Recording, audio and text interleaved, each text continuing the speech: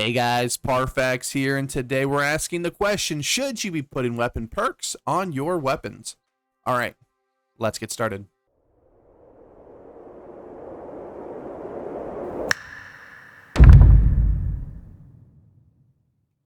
So, if you didn't know, in July, there's going to be a massive change to the way weapon perks work in the game. They're going to be giving you a big bonus to weapon perks if they're on your weapons, I guess depending on which weapons you currently have equipped and which ability is on there. Some of them get bigger bonuses than others. So we're going to be asking the question, should you be putting it on your builds? Now, this isn't a resounding yes for everybody because it's going to differ build by build. But the one thing that I love about this is it's going to open up a few interesting builds, or at least give them a little bit more power. For instance, we're going to be doing a build with repulsing clear out with not scaling strength, so keep an eye out for that one in the future.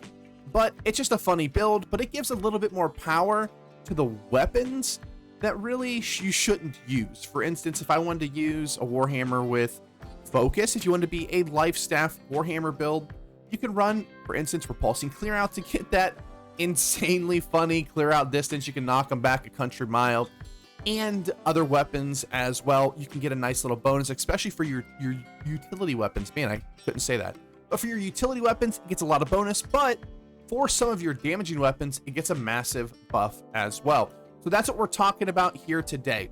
Now, to kind of illustrate this, we're going to go over to New World Database where you can see all the weapon perks. We're not going to go over every single one, but we're going to kind of show you the difference. And we have here the sword. So we have Empowering Leaping Strike, which on the top one, it says sword. So that's if you have it on your sword. And then for other gear, you can have that just for basically your regular armor. So you can see here, if it's on your sword, you're going to get 31% additional damage to targets slowed by Leaping Strike's Cowardly Punishment upgrade. And if you have it on your gear, you're only going to get 17%. So you can see here, it gives you a nice big increase. Now, the one thing that's kind of special about the sword and shield specifically is because you can actually have two weapon perks. So if you want, you can run Empowering Leaping Strike, and you can go to Around Shield, and we can get something like Fortifying Shield Rush. This is going to be super powerful for the sword and shield builds, and it's going to be pretty crazy. Now, before we get into which perks are best, which weapons really utilize this the most, I want to talk about realistically what you should be running on your gear, and realistically, should you be doing this specifically? Is this even an option for you? What build should run it? What do we want to craft? This gear, all that kind of stuff. So what we're going to talk about is where these perks slot. So if you didn't know, in New World, you can go over here, and this is a bad example because this is a perfectly rolled one, but it's a named item. So Keen, Vicious, Keenly Empowered are kind of your three tiers of what we call perk buckets. So Keen is just kind of, I call that the every bucket. Keen can roll on anything. It can roll with every perk. And that is the perk bucket that your weapon abilities are on. So if I want a weapon perk like Leaping Strike, or for this one, Sundering Shockwave, it can go in the Keen spot. Vicious is its own perk bucket. I call that the damaging perks. It's stuff like Vicious, Rogue, Enchanted. There's a little bit of mix there with Vorpal and Enchanted, but Vorpal's in there as well. Vorpal, Vicious, but then you have your procs that are Keenly Empowered, Keenly Fortified, Chain perks, Attunements. Those are all Refreshing Move. Those are all in your third perk down there, which is going to be your proc perks. So in my opinion, the weapons that are going to really utilize this are the weapons that don't need Keen. If you're basically going to replace Keen with this. Now, there are going to be some weapons that are going to want to run this that normally would want Keen, but especially in PvP, stuff like your Great Axe, your Warhammer, these all run Keen as sort of something you can have on there, but honestly, they don't need them because they don't run crit chance. They run stuff like, you know, your Blackguard's Warhammer, which gives Thwarting Strikes. Thwarting Strikes on 300 strength users is crazy. So especially on those weapons that you can replace Keen with it, and weapons you don't really need Keen, it is crazy. Now, stuff like the Fire Staff kind of needs Keen, but we can still take advantage of this system by maybe substituting out a few things. All right, that was a lot of ramble jamble. Let's go. That's not even a word. Let's go on to some of the really good perks. Now, we're only going to touch on this briefly, but the first weapon we are going to touch on is the sword and shield, and mainly because we can get 2 weapon perks. Now, with the sword, we're going to for sure put Empowering Leaping Strike. We are losing some, utility with the Leaping Strike because they took Stagger away, but we're going to get a nice slow on them, like always, from Leaping Strike, but this is going to give us a little bit extra pop. Now, if you're trying to run like a crit sword build, this isn't going to be very good. You probably still want Keen on there. This is going to give you a little bit extra damage for a short period of time, but if you're running something like I do with like Thwarting Strikes and Refreshing Move, or with either like one of the enchanted weapons or anything like that, and you're not really scaling crit, you're going to want Leaping Strike on your sword. And when it comes to shield, I don't think I have it on here. I do not. We'll bring over the New World database here, and we're going to go down to the shield. And like we said, we are just going to want Fortifying Shield Rush. This is going to give you so much survivability. You can run Diminishing Shield Bash, but honestly, for only an extra 15%, it's not that massive, but it's still really good. And I think this will be something you'll definitely want on your shield if you're not running Fortifying Shield Rush. It's going to be a good, I know 15% isn't that much, but when it comes to your shields, this is going to, make it to where you can run, or make it cheaper for you to have your armor, especially because now instead of having to get maybe, Resilient, Shirking Fortification, and Diminishing Shield Bash, you're going to be able to just put this on your shield and be just fine. So I'm personally going to go for Fortifying Shield Rush and then Diminishing Shield Bash. None of these are particularly crazy like some of the other perks, but because we can have 2 of them, it's going to be pretty crazy. All right, let's move on to the next weapon. The next weapon we are going to talk about is the Rapier. The Rapier, the everybody hates you, you get, trash talk because you just got away in the midst of 35 people weapon. So the perk we're going to specifically talk about, we don't actually have. We do have Omnidirectional Invade, which is actually pretty good, but realistically, we know what perk's going to go on here, and this is going to be Sundering Riposte. Now, for the Rapier, the way most people use the Rapier, it's going to be more of a defensive playstyle. You're going to hit them with a Riposte, then you're either going to attack them or run away. Sundering Riposte, as you can read here, it gives normally 15% rend on the target for 10 seconds, and if you have it on your Rapier, it's going to give 24%, so we get an additional 9% rend. Honestly, I use the Rapier mainly for, just a weapon that I don't do anything with it. I just use Riposte and then run away. You might do the, heavy attack, evade, and then flesh through them, which it's going to be really good. And honestly, if I can get a Rapier with Sundering Riposte, maybe an Attunement and Enchanted, I will be absolutely thrilled. And Sundering Riposte is going to be a staple for my builds to come until, well, they nerf Riposte. The next weapon we're going to talk about is going to be probably the biggest offender of this change, and it is the Fire Staff. Now, remember when I was talking about specific weapons like the scale crit? Well, the Fire Staff really does. So, honestly, you probably still want Keen on your weapon, but I happen to have, where's that? A Keen, Vicious, Empowering Fireball. This is probably going to be your best Fire Staff, even over something like Refreshing Move, because the Fire Staff really wants to scale crit. And obviously, if you can get Refreshing Move, Vicious, Empowering Fireball, that's going to be a really good staff. But the Fire Staff really, really, really needs crit to really scale its damage. So this perk is busted. This Fireball, we're going to put this on. We're going to Fireball a target here. Now, mind you, I have nothing. We have all points in a con because the last time I was on this character doing anything, we were trying to go through the desert looking at good old Brimstone Stands, which you can see up here. It's kind of like glitching in and out, but we went up there, so we went all con to see if it would help. But look how much damage this does with absolutely no int. It does 1400 damage with no int at all. We have no passives, we have nothing. This perk is going to be busted. I plan on making a one-shot empowering fireball build. Yes, there are a couple other ones that you can possibly use for the fire staff. We have here empowering meteor shower, which is meh, and accelerated flamethrower, which is very meh. But empowering fireball, don't worry, this is just going to be the best perk you can put on your weapon. This fire staff gets a massive, massive, massive buff. They just have to now craft their weapon. Next, we're going to talk about life staff a little bit. Now, I don't know a whole lot about the life staff. I've told you guys this many times. I don't play the life staff. I talked to a few people, but life staff, we have Fortifying Sacred Ground is going to be really good, but it only gives you an additional, 7% damage absorption, which is going to be really good. Refreshing Divine's Embrace, which is going to be really good, reduces the cooldown by 69% and gain 1% of your max mana back. And you can see here that there's actually a named life staff.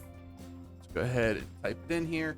That has it on it. You have Blessed, Refreshing Move, Refreshing Divine's Embrace. If you're going to go with Divine's Embrace on your life staff, I know not a lot of people run it, but if you're going to use it, this is going to be your absolute best life staff. I forget where this comes from. I think it's a mutation, I believe, but this is gonna be pretty crazy. But like I said, I don't play a whole lot of life staff. We have Mending Protection. You can see here we have Fortifying Sacred Ground, and we have Purity of Light. You're gonna want to put a perk on your life staff. It's whatever's your favorite perk. Honestly, like I said, I don't know it that much, and you guys be the judge, but you're definitely going to want to put a perk on the life staff, because life staff doesn't need a whole lot. You need Blessed, Refreshing Move, and then give us a perk, please. Next, we're going to be talking about quite a hilarious weapon, which is the Spear. Now, we have a couple actually really good ones here. We have Fortifying Perforate, which is really good. It's Perforate's more of a PvE ability. You can use it in PvP, but you get kind of knocked out of it really easily. It's still the last, weapon, I believe, skill in the game that you can't dodge out of. Please, AGS, fix it. Please, please. Essentially, you just want, Fortify Cap, hit that, and you're good. But the reason why I say hilarious is because of Enfeebling Skewer. Especially if you're using a utility spear in dungeons, this is quite hilarious. It reduces it weakens your target, reducing their damage by 44% for 8 seconds. You can keep this up 100% of the time. So essentially, if you're doing PvE dungeons, you can weaken the target for 44%, 100% of the time with having this on your spear. This is actually pretty crazy. This is going to, honestly, in my opinion, be a staple in groups that kind of need a little bit of damage reduction, especially if you're running, not with a whole lot of ward gear. But this is pretty crazy. Honestly, all the speared ones are actually pretty good. If you want kind of funny, you have the Legion Cyclone. But Enfeebling Skewer, Fortifying Perforate are going to be your go-to for the spear. Next is the bow. We're going to go over this really quickly because they don't have anything too incredibly busted. We have Explosive Arrow, which is going to increase your damage by 33% for the next 10 seconds. So you can get something like Vicious, Refreshing Move, Vicious Chain, plus Explosive Arrow, which is going to be really good. So you can do like a nice penetrating shot build where you hit an explosive arrow penetrating shot and you can just absolutely ramp up the damage there. But the big one here, and this is going to be more, in my opinion, in 3v3 arenas, is going to be your, where's it at here? Penetrating, refreshing, no, hold on. Rapid Shot, Penetrating Rapid Shot here. Because you can increase your armor penetration of all Rapid Shot attacks by 33%. So the previous version of that only helped the last arrow on this, and now it's going to give it to all of them. And having 33% on Rapid Shot is going to be, for penetration, it's going to be really good, especially against those really tanky targets. So putting that on there, if you're running this, and especially 3v3s, it's going to be really good to kind of burst down those bruisers that sometimes you'd have a little bit hard time with. Other than that, Rain of Arrows does have a pretty good perk here, which slow and bleeds last 30% longer. But honestly, you're not going to use Rain of Arrows other than maybe Wars next patch, so it's not that great. Next, we're going to talk about the Warhammer. And sorry, I don't have a lot of these perks on here, but honestly, it doesn't really matter because it's better for you to see it here. It doesn't change the skill anyway on the, when I'm on the server there. But this is going to be a little bit different because for anybody wanting to run more of like a utility, Thundering Shockwave is going to be your go-to ability. Now, if you're running something like very high DPS, this is probably not going to be your go-to. But for wars, And for if you're just running a utility Warhammer, this is going to be great. I did mention, where's it at? Repulsing clear out is hilarious. If it comes up here, it would clear out, normally knocks back an additional 146%, but knocks back 209% with it on their weapon. It's pretty crazy, pretty funny. Other than that, honestly, we don't really want a whole lot of these. Some of these are okay, like Leeching Path of Destiny. You can see here it gives a little bit more healing. But honestly, it's really Sundering Shockwave. It's going to be about the only one you want to put on your weapon. So if you can get Thwarting Strikes, Keenly Empowered, Sundering Shockwave, that's probably going to be your best Warhammer for wars. Next, we're going to talk about probably the weapon other than Fire Staff that got the biggest buff from this, and it is the Musket. I know. This is bad. And we have Empowering Shooter Stance. This is going to be nuts. As you can see here, hitting a target while in Shooter Stance grants empowered, increasing damage by 41% for 3 seconds. I know. This is going to be absolutely crazy. And if you haven't seen my video from last week talking about new BIS gear, there may be a new BIS musket that I showed in my previous video with this perk on it. So feel free, you musket users. You don't even have to craft it. You can just, well, farm up the new dungeon and get it. It's pretty crazy. This is, oh, it's not going to be fun to play against this, but it is what it is, right? Next, we're going to be talking about the Hatchet. Hatchet got a lot of reworks on the PTR, and honestly, it's in a lot better place.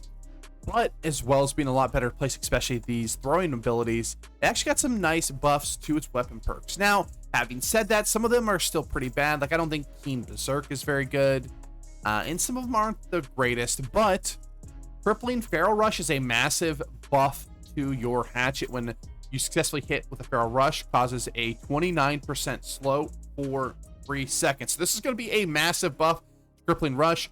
And if you're running something like, you know, Rogue Chain, Rogue Refreshing Move, or something like that on your Hatchet, you're really going to want this as one of your slots instead of Keen, because the Hatchet, for the most part, attacks from the back anyway. So this is going to be your go-to DPS, you know, PvP version for your Hatchet. You're going to want to put Crippling Feral Rush on there. And then if you're going for a little bit more of a, you know, utility side from it, you can do the Infected Distance Throw here, or Refreshing Distance Throw. You can reduce its cooldown by 49% if it attacks within 6 meters. Reduce the cooldown by 49%, which is pretty big, so you can continuously throw this pretty fast. It's got a 16.5 second cooldown, so you'll be able to basically get it down to 8 seconds. And then you have Exhausted Infected Throw, which got a pretty massive buff too. And then effects or direct hits with this Infected Throw causes exhaustion, reducing target stamina regeneration. This is just going to be mainly for your like life stat users that just want to be utility. This is going to be a great perk to have on your Hatchet. Next, we're going to be talking about the Great Axe, and we actually have all the perks here that you would possibly want. We have Crippling Reap, and the reason why we're talking about this one specifically first is because, again, if you didn't watch my video from last week, we talk about a new BIS Great Axe that comes from the new dungeon that has Crippling Reap on it. It is actually better than this Great Axe we're looking at right here. That tells you how good it is. And this is going to be a absolutely insane perk if you are a Reap user. I love Great Axe for open world. I run Sword and Shield Great Axe, and this is going to be a staple for my build. We're basically just going to, whenever you Reap somebody, they're never going to be able to get away. They're going to be 50% slowed for 4 seconds. And it's kind of going to be the new Ice Storm or Ice Shower. Once you hit them, they're under 50%. You hit them with this, they're not going anywhere. We have Fortify Whirlwind. I just put this on here because it'll be a good utility perk for anybody using the Great Axe in the utility sense. Give you a little bit extra tankiness. It's going to be really good. You see here that increases the Fortify or damage absorption by 9.9% and slashing damage by 9.9%. So it stacks up to 5 times. So you can get some pretty big damage on your Fortify or your Whirlwind here. We can Whirlwind so you guys can see how it goes. Let's get the weapon here.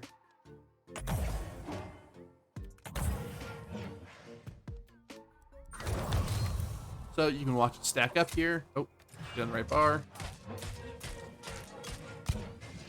You can see we got the little damage stack there, and it falls off really quickly, so it's only while you're in your whirlwind. So honestly, it's going to be good. You're just really going to use it if you're just trying to be tanky, but it's still pretty good. And the last, but certainly not least, is going to be the perk that you're going to want on your Great Axe if you are going for the damage style of Great Axe. You're not looking for any utility. You want Insatiable Gravity Well. Gain 51% of your damage with Gravity Well back as health, and it casts another 4-meter radius burst around you in successful hit that deals 100% weapon damage. And we'll bring up the chart here to show you what those actually looked like before. We actually have it up here. So we have Crippling Reap, and it was 31% and now goes up to 50% slow, which is massive. We have Fortifying Whirlwind, which was 6.5%, now up to 10%. And then we have Gravity Well, which was 34% of your damage done, and now you gain 52%. So you're not getting any extra damage, but you are getting a little bit more survivability. So it's not bad. I think, honestly, if you use Reap, Reap is going to be by far the best one. It's going to allow you to catch people. If you want a little bit more damage, maybe a little bit more survivability, the Fortifying Whirlwind on your Great Axe is going to be absolutely crazy good. Next, let's talk about the Ice Gauntlet. And honestly, there's some really good perks here, but they're not... Well, I should say there's one really good perk here. The other ones are not great. Unending Thaw, which has it on a lot of named items, it's not the greatest. It gives you a little bit more damage in your Ice Storm, and that is the only thing that it gives you when it's on your Ice Gauntlet. And most of these aren't the greatest, but the big one here is Healing Tomb. This is going to be for your Life Staff users, or even your Great Axe users that are running this, and it's a utility weapon. This is the reason why I love this change so much. Not that Great Axes needed a buff when they run Ice Gauntlet, but it gives you, look at this bonus here. So normally it would heal you for 18% of your base health after Entomb ends, but here it's going to heal you for 30% of your base health after Entomb ends. This is going to be a great Ice Gauntlet if you want to just use it as utility. You don't care about the damage. This is going to be a great. You can even just do a quick pop of a heal. You can go into Entomb to negate whatever Gravity Well damage or whatever, and then you can just dodge roll out of it and get that nice big heal. This is going to be a great addition to any utility Ice Gauntlet. Next, let's talk about Void Gauntlets. We have a couple here, and the big ones here are going to be Nullifying Oblivion and Putrefying Scream. Now we'll bring up the chart here again. We probably should just stay on it, but there are some really decent ones. We have Void Gauntlet, or the Ferocious Blade. While below 50% health, successful Void Blade hits heal you for 51% of your damage done. It's going to be a nice big, like, almost a bruiser style playstyle with the Ferocious Blade. It's going to be really good. And if you're looking for that extra pop on your healing, if you get this with Enchanted Refreshing Move, this is going to be an absolutely crazy Ferocious Blade. The Void Gauntlet's going to be pretty nuts. We have Nullifying Oblivion, which is kind of one of the best abilities in the game. This one doesn't get a massive buff, but it's still pretty good. And then on activation, Oblivion removes limited duration buffs from enemies within its radius. Oblivion recharges 9.8% faster. But if you have it on your Void Gauntlet, it's going to recharge 14% faster. This is going to be, again, for utility. Void Gauntlets, this is going to be absolutely crazy. But if you don't want to go that route, you want to go another route, of course, we had to have Putrefying Scream with a nice big 11% more anti-healing. This is going to be crazy. This perk is crazy by itself, but this is just, it throws it over the top. We are getting a lot of disease in the game. They're starting to give us a lot of ways to cut healing, and this is going to be massive. 40% is huge just for one ability. Then the only really honorable mention is Diminishing Orb. Again, we're looking for utility here, and reduces the duration of non-consumable buffs instead of by 52%, by 70%. So these three abilities, Void Gauntlet just still has the best perks in the game. Every perk is crazy. The only reason why the other ones aren't used as much is because we don't use those abilities. Every ability, or every perk on the Void Gauntlet is crazy. New World, we really need these type of abilities on every single weapon. It's pretty nuts. And last, but probably not least, is the Blunderbuss. And honestly, again, the only really important one here, in my opinion, is Plague Splitting Grenades. And we're going to go from 15% disease to 24% disease. Again, a great perk on here. We're going to be using this, especially in wars and stuff like that. This is going to be a massive, massive buff to plague splitting grenades. We have a couple other decent ones, like crippling blast shot, going from 19% movement speed. You're going to reduce them by 33% if you're looking for that. Other than that, there's not a whole lot. Venturing claw shot is a little bit interesting. It goes from 19% in power to 33% in power. So if you're looking to get that like one-shot burst off, you can run like venturing claw shot. Probably what, enchanted chain or enchanted attunement? Probably going to be your big one. Then we have the net shot, exhaust reducing target stamina reduction from 34% to 57%. So all pretty good. And then leeching shrapnel blast, obviously just going to heal you a lot.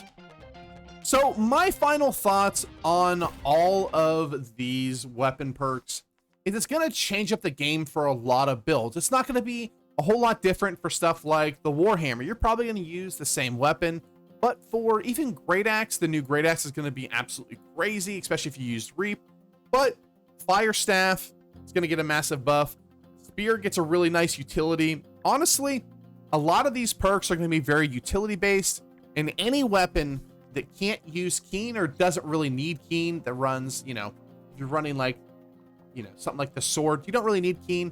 You're really going to want to stock up on these perks because they're going to be actually pretty crazy to be able to drop a perk that you really don't need for something that's going to give you a crazy amount of bonus. All right, guys, thanks for watching. I hope you enjoyed this video. Like, comment, subscribe, like always. Let me know in the comment section down below what you're excited for. Let me know if there's a perk I didn't talk about in this video that you think is going to be absolutely nuts.